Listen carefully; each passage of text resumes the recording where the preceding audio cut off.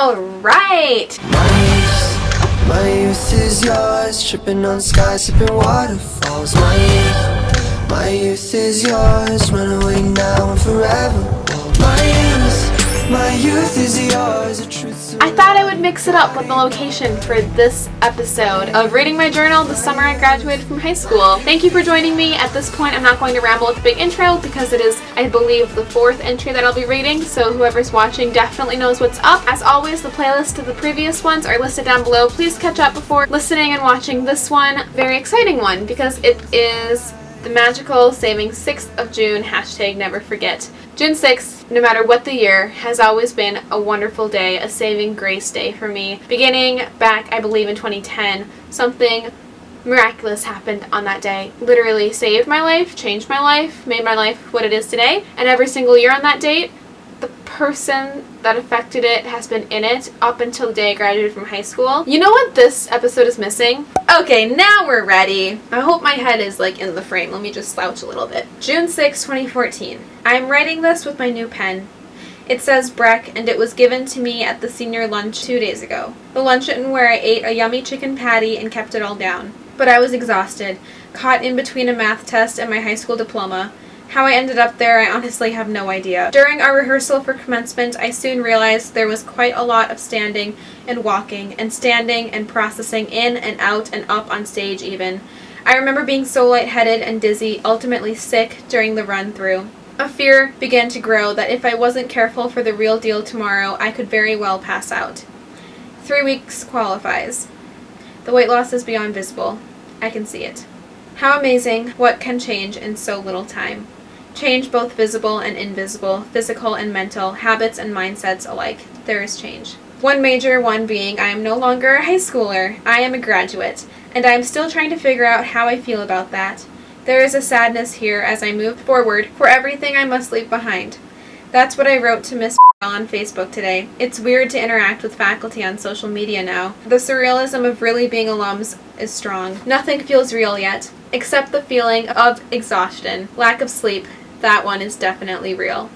This morning when Dad dropped me off at home, I believed I could do it. Stay up all day, too, despite not sleeping the night before and pulling a previous all-nighter the evening before the last day of school to finish a May program project swept under the rug to make room for math, do math homework, and prepare, present, and practice how to even present my depressing, morbid, pathetic writing to peers the following morning. But I was too tired today and accidentally fell asleep until 3 p.m.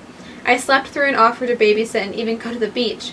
But after an extreme night of rocketing emotions, I feel crashing to be appropriate. The Breck parents want to make sure our party would be something special, something we could only really share with each other, as they took away our phones, so I won't talk about it too much, but I will say I had an unbelievable time, night, and life with my grade. I love them so dearly, and I'm so happy to have spent my night with such talented souls, and of course also the drunk ones too. They were quite entertaining. I will never forget how Emily, Hannah, Jill, and I combined all of our tickets, a total of around $1,500 to spend. Needless to say, I now own 2 lava lamps. They are coming to college with me, a little memory from my graduation, a piece of home. Another piece of home I can't wait to bring was given to me yesterday after I turned in the darn math final, and Mr. D's first question being, "Did you try?" Mr. gave me a gift saying, "From the kids," and I felt my heart patter growing in size.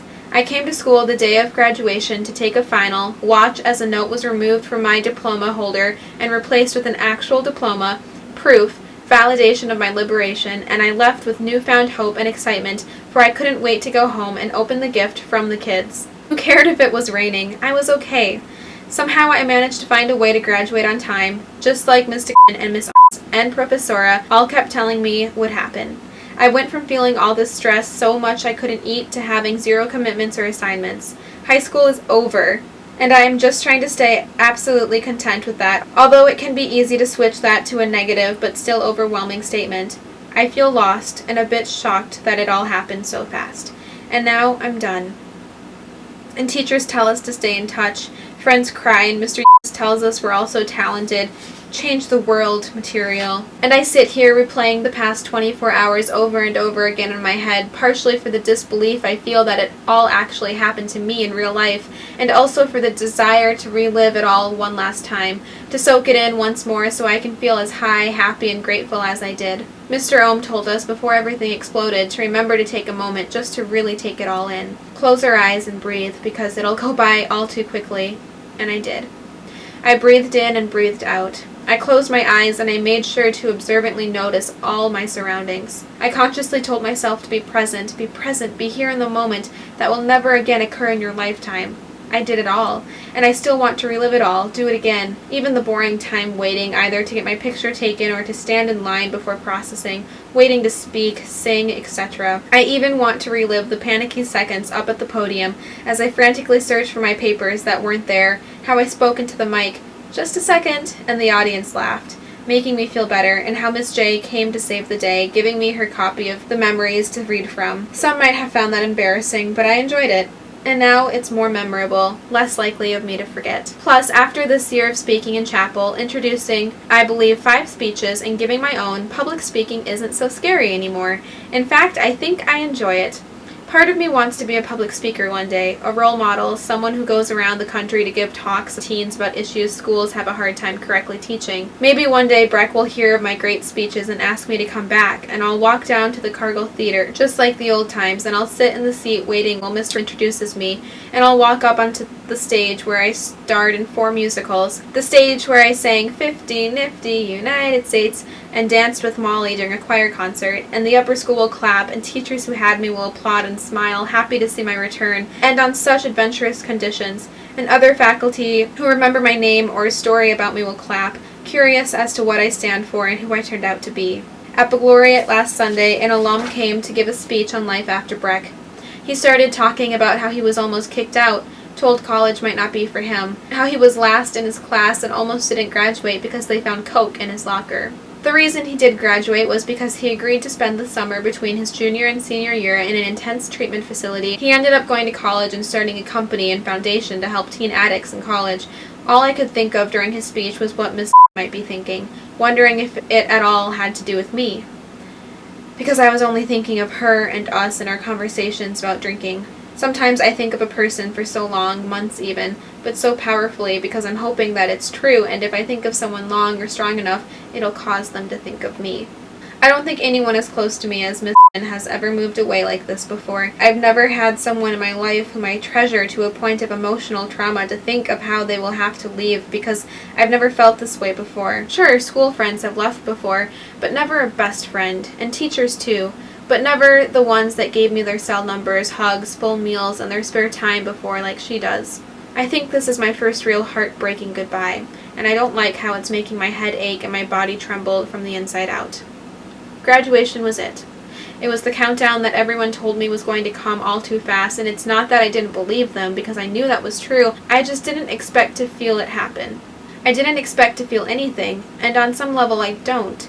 Like, I didn't even cry when I sort of wanted to as a release, but I do feel something. I feel enough to know I'm feeling because it hurts. We lined up at the sidewalk between the chapel green and applauded our wonderful family of faculty that walked through their robes, the bro he is, clapping and cheering, "Let's do this! All right, let's graduate!" making me laugh, catching me off guard as walked by, and I swear she smiled at me before turning away, only to find me after she processed in and on to finding her seat. And I stood in the back and we smiled at one another, like a good luck sign or something, because for that tiny moment in time, I knew she was thinking of me. And we walked out to the faculty now lining up out of the chapel green, applauding and congratulating us as we pranced by to the green grass where we stood together as a whole and threw those caps high in the air. We did it. Together. It was easy to hug everyone. It was easy to say thank you and take pictures. It was easy to feel happy, and it was easy to change into my other clothes and return my robe. It was easy to board that bus with my grade and stay up all night. It was easy watching our senior movie and dancing through the middle school halls singing Seasons of Love with Emily and Hannah and Jillian. It was even easy to climb through a tunnel of a cubby in the sophomore hallway as Jill pulled me through. What wasn't easy was entering the Salis Commons one last time, only to spot my dad waiting to pick me up and take me home for the summer. Because when we left that morning, it was us leaving as a whole for the very last time. That was it. and I didn't want to leave, knowing I could never return the same way as before. I wish I could have stayed. Mr. Iserman was already there for work, on his way to make coffee in the lunchroom. I wanted to stay and observe the natural tendency of a school day just one last time. Why did it all have to end? I feel I have nothing to truly look forward to now. Sure, friending my favorite teachers on Facebook was fun and great creeping material, but Breck is my life. I mean, I grew up in that school. How could I possibly now have to move on? People keep telling us don't be a stranger now, and I certainly hope we never are, because I want to still be able to snap these people or pass them in the hall and smile. I want to watch as Ruskin posts more amazing videos like Happy, and as Madison goes on to discover a cure for cancer, to Anjali having an album release on iTunes and Lydia a book signing. I want to still be able to call all these talented, inspirational, and life-changing people my friends, even after we stop going to the same school. I guess this is what it feels like to move on, to grow and ultimately leave the nest. Does anyone ever 100% feel ready and desire to do it? Of course not, but I have a feeling it could possibly be worth it, worth this pain I feel and twisting pain in my side. Moving on hurts, and somehow we all still seek the change, hoping for either something better or a step into the direction we desire. Moving on requires giving up many things too, making sacrifices, some so hard to even think about, and yet we still endure it all for some reason I don't fully understand yet. Because this is the first time in my life where I'm doing something like this. These feelings, so complex and far between, are hard for me to swallow without choking up, but I am crossing my fingers and toes, just praying to a God whom I don't even know is up there, that it'll all work out, that I chose the correct school, and that I'll see these people again in my lifetime, and I'll never lose touch with the ones I have the hardest time saying goodbye to, that somehow we will only grow closer together.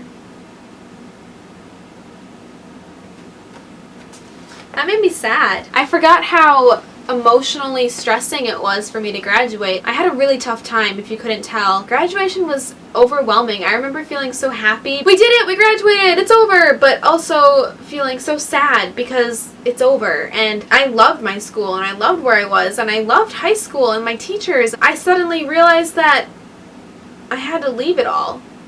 And there was no going back. And it was the first iconic change in my entire life. I'm going to take this off now because it feels really silly. Reading these back like this to you, I love it. I'm really happy I started this, but it makes everything that I felt 2 years ago very present. Everything I was going through personally, if you couldn't tell by what I'm saying, I mean, I was dealing with bulimia. Well, not full on, well, I don't know if it qualifies. Was it even bulimia? I was just making myself throw up every day. A lot. But I was dealing with that. I was dealing with, getting over another attempt. I was dealing with a lot of hard family stuff, friend stuff, and I'm different now. I don't know if I'm better, but I'm definitely different. Reading these, it kind of brings everything back up to the surface again. It makes me remember how I felt and why. I'm trying to learn how to separate my current self with my past self when I'm reading entries like this. Not saying it's triggering, it's just making me kind of sad and scared. But it's also important to self-reflect like this and to remember everything that has happened. And I know that this could help somebody else, so yeah. Thanks for watching. Stay tuned for the next episode. I really like the next entry. I saw the first page of it. It's written in blue, and it's about my grad parties and how happy I felt. And I think I was finally beginning to get over graduation and moving on. I'm really enjoying sharing this with you, and I promise it's only going to get happier from here. Like I said, I feel like this summer journal reads kind of like a novel, and this is just the beginning problems. The summer is about to unfold into some really unbelievable, adventurous stuff, and I'm excited to share it with you. Thanks for watching, and I'll see you next time. Bye! June 3rd, 2014, last day of high school. Oh, I'm sad already. I closed my locker door one last time.